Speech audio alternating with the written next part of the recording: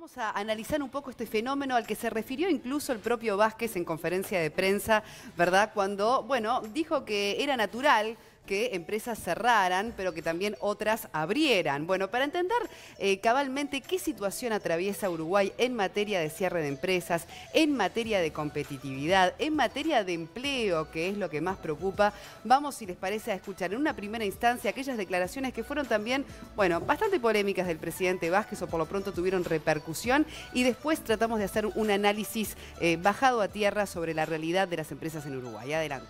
Esto decía Vázquez. Y esto es típico de una evolución histórica.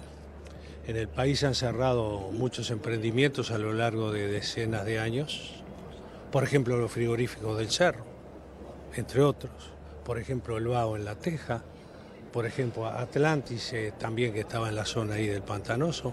Pero han ido abriendo otros emprendimientos. Y es la evolución natural de cualquier país. Hay empresas que terminan su vida útil y cierran, y hay otras que vienen.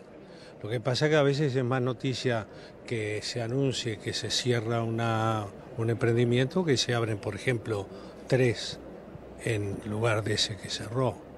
Así que tenemos un problema de fuentes de trabajo, yo no lo voy a negar, como hay en todas partes del mundo.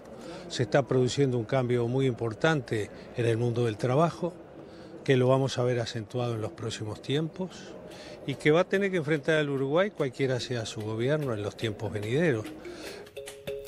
Bueno, interesante entonces analizarlo, como les decíamos, con Federico Comesaña, que hoy nos acompaña, periodista especializado en temas económicos, tiene sus columnas en distintos medios de comunicación, en Radio Carve, ¿verdad? También en El Observador, entre otros medios. Muy bienvenido y además director de ENIA. ¿Cómo le va, Federico? Gracias por acompañarnos esta mañana. Muchas gracias a ustedes por la invitación. Bueno, es interesante porque acá nos vamos un poco del foco político que puede entreverar esta conversación, ¿verdad? Y nos vamos al análisis estrictamente periodístico de una situación que, bueno, está en como cada uno la percibe, ¿no? ¿Es realmente una evolución histórica, natural, como dice Vázquez, el cierre de las empresas? ¿O es que estamos también en un momento especial, en esa evolución natural atravesando como país? ¿Cómo está, Federico? Adelante. Muy bien, ustedes.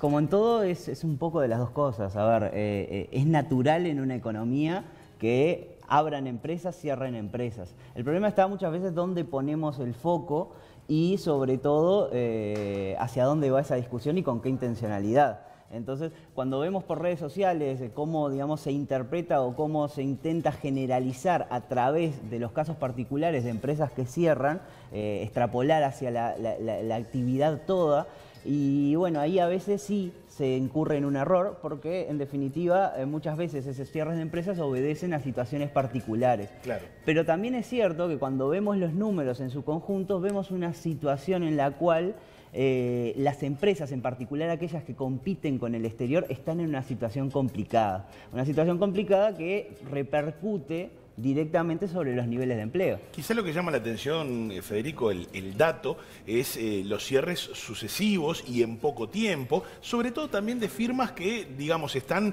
muy arraigadas en el mercado uruguayo. Colgate-Palmolive, Fleischmann, Caputo, más todas las que han en algún momento también llamado a concurso de acreedores. Ahora, ¿esto es una muestra cabal de la realidad empresarial uruguaya?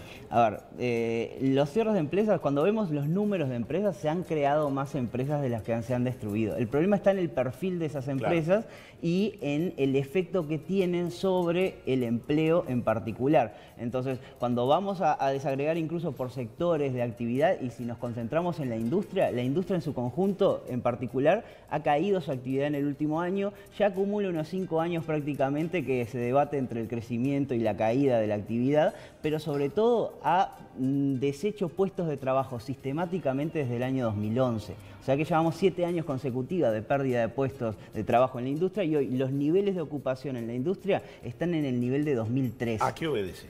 Y eso tiene que ver con varios elementos.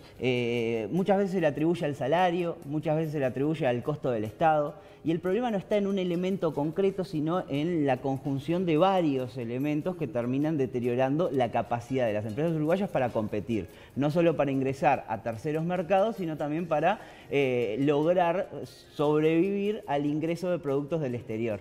Y entonces esos elementos, en particular subas salariales, aumento de la carga impositiva, aumento de tarifas por encima del resto de los socios comerciales más relevantes, se suma a cuestiones también de carácter más estructural, como es bueno, que los cambios tecnológicos afectan en particular a economías como la uruguaya, donde la poca escala les impide producir de manera más eficiente en comparación con otros socios. Y cuando Uruguay no tiene acuerdos comerciales que le permitan ingresar a terceros países con ventajas impositivas, entonces ahí todavía la cosa se complica más. O sea que hay muchos elementos que llevan a que Uruguay no pueda competir en las mismas condiciones. Y no es un fenómeno que se produjo de un año al otro, sino que es un deterioro que se fue dando, en particular en los últimos 7, 8 años, que lleva a que hoy se hayan perdido ya 50.000 puestos de trabajo en la economía en su conjunto. Bueno, pero acá estás también hablando de responsabilidades concretas, ¿no? Como una suma de factores, pero está por un lado el tema de la suba de los salarios,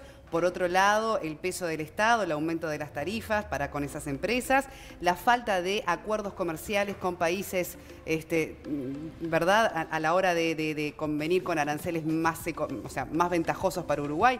Hay un montón de decisiones ahí asociadas a lo político, digamos, a la hora de pensar la competitividad que ofrece Uruguay. Tal cual, y justamente sobre eso, a ver, cuando se analiza el manejo macroeconómico que ha hecho el gobierno del Frente Amplio, o los sucesivos gobiernos del Frente Amplio, no se puede hablar de una irresponsabilidad absoluta, o cuando se lo compara con lo que han sido los gobiernos de izquierda, en particular de Argentina o Brasil, Uruguay destaca. Sin embargo, el equipo económico siempre jugó al límite con determinadas variables. Y esto, digamos, en cierta medida hace que en algunos momentos en particular donde el contexto internacional no es favorable, bueno, eso se pague en cierta medida, no con un escenario de crisis, pero sí un escenario de deterioro en particular del mercado laboral y de las condiciones para la producción. Vázquez, cuando habla, hace una ensalada grande, o sea, va desde el cierre de BAO y uno podría depositarse en cada una de las aristas que dejó el presidente para profundizar. Pero, Fede, voy a concatenarlo también con algo que dijo Danilo Astori, que me interesa especialmente, porque aparte sabés mucho al respecto y sos muy de analizar las frases y los números, esto me consta. Astori habló, por ejemplo, de la polémica esta de UPM, ¿no? De las exoneraciones, la competitividad, del incentivo, y dijo algo así como: ninguna empresa uruguaya puede dejar de acceder a los beneficios que le estamos otorgando a UPM. En esto de la competitividad, de las exoneraciones, de las cargas para las empresas, ¿hay una diferenciación hacia UPM con relación a la industria nacional? O sea, si a Fleischmann se le hubiera dado la facilidad que se le da a UPM, ¿hubiera cerrado?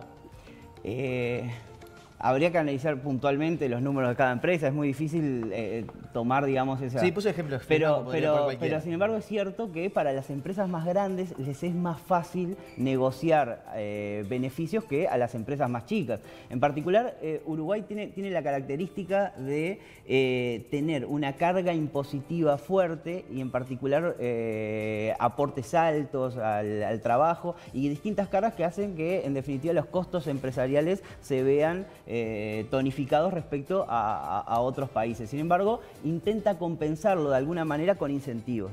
Y entonces, por ejemplo, la ley de inversiones es muy eficiente a la hora de compensar esas limitaciones que tiene Uruguay a la hora de atraer inversiones y logra en cierta medida exonerar a determinados proyectos que puede acceder, es cierto, cualquier empresa, pero también los costos de acceso a eso son bastante altos porque implica armar un proyecto de determinadas características para luego tener una aprobación y tenerlos. Entonces, en general a ese tipo de incentivos acceden empresas medias y grandes, y en particular las grandes y grandes al tamaño de UPM tienen además la posibilidad de negociar directamente con los ministros y el presidente. Tomo eso del volumen de las empresas para preguntarte algo sobre otro titular de los que tiró Vázquez, que fue bastante cuestionado también por diferentes actores políticos, que dice, bueno, sí cierran empresas, es el ciclo natural, pero abren otras. De las que abren, ¿qué tipo de empresas? ¿Qué tipo de empresas son las que abren? ¿A cuánta fuerza laboral emplean? Bueno, justamente el tema no es que todas las ramas de actividad estén cayendo en materia de empleo. Cuando desagregamos los números y vamos rama a rama, vemos algunas en particular que desde 2014, que fue el pico de empleo, han crecido. En particular, y hay una que tiene una significación particular, que es servicios empresariales. Los servicios hacia las empresas vienen creciendo, y esto tiene que ver también con el desarrollo de distintas, digamos, tipologías de empresas que atienden directamente las necesidades del resto y intentan generar mejor eficiencia. Pueden ser consultores, empresas de servicios profesionales. Por ahí hay crecimiento. El sector de la salud, por ejemplo, ha aumentado el empleo, y no solo hablo de mutualistas, sino también empresas indirectas también han aumentado el empleo. Tiene que ver con el cambio de paradigma en cuanto a la fuerza laboral.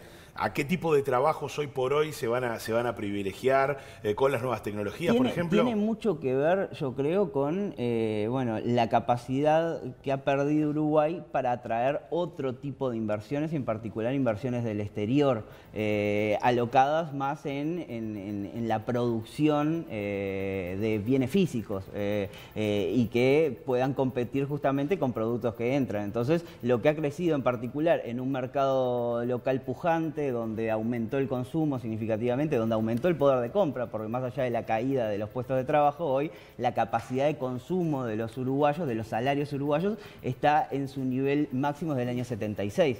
Con lo cual, el mercado interno, todos aquellos bienes y servicios que no compiten con el exterior, bueno, eso sí ha tenido un crecimiento significativo y ha generado empleo. El turismo es otro elemento donde se ha logrado, digamos, generar empleo, las actividades turísticas específicamente. Las actividades comerciales en su conjunto han caído en el empleo en los últimos años. Entonces, para ir resumiendo ya, ¿cuál dirías que es el reto mayor que hoy enfrenta, por ejemplo, el empresariado local? Y por otro lado, en materia de empleo, ¿dónde ves el golpe más fuerte, ¿no? ¿En qué tipo de rubros? ¿Dónde quizás va a haber que poner especial atención en atender determinado sector cuando se trate de pérdida de empleo? Bien, hablábamos de un clima de deterioro de las condiciones competitivas, pero eso se suma además a una instancia en la cual el mundo entero atraviesa un cambio a nivel de la empleabilidad y de los retos del mercado de trabajo. Algo de eso hablaba el presidente.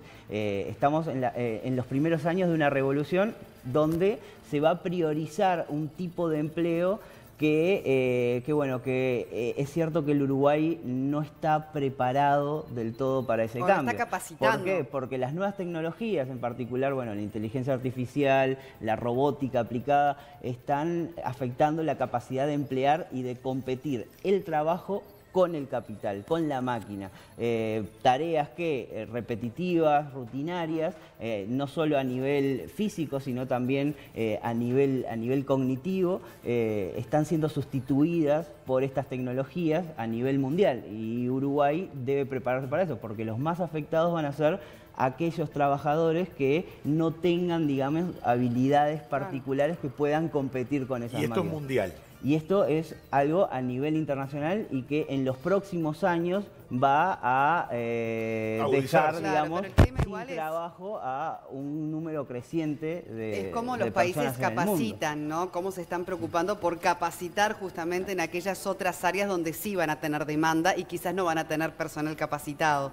Y la segunda pregunta que te preguntaba era el reto, ¿verdad?, del empresariado en el contexto actual. ¿Dónde está el principal reto? Hoy el reto está prácticamente a nivel de costos, por un lado, y a nivel de inserción internacional por otro. Es algo que las empresas tienen que lidiar hoy en día con este escenario, y por ahí van a tener que apelar a los márgenes de maniobra que tengan. Entonces, empresas que vienen con un desgaste sistemático a lo largo de los años, y sí tienen más probabilidades de llegar a instancias de concurso o llegar al cierre de sus actividades, pero otras donde se fue manejando esto con el tiempo y de forma paulatina, han logrado generar otros márgenes de maniobra, por lo cual esto, digamos, hasta que no se logre revertir esas situaciones que venían por los distintos factores que analizamos, y bueno, las empresas van a seguir en cierta medida jugando a la chique y intentando cuidar cada peso para esperar a que los contextos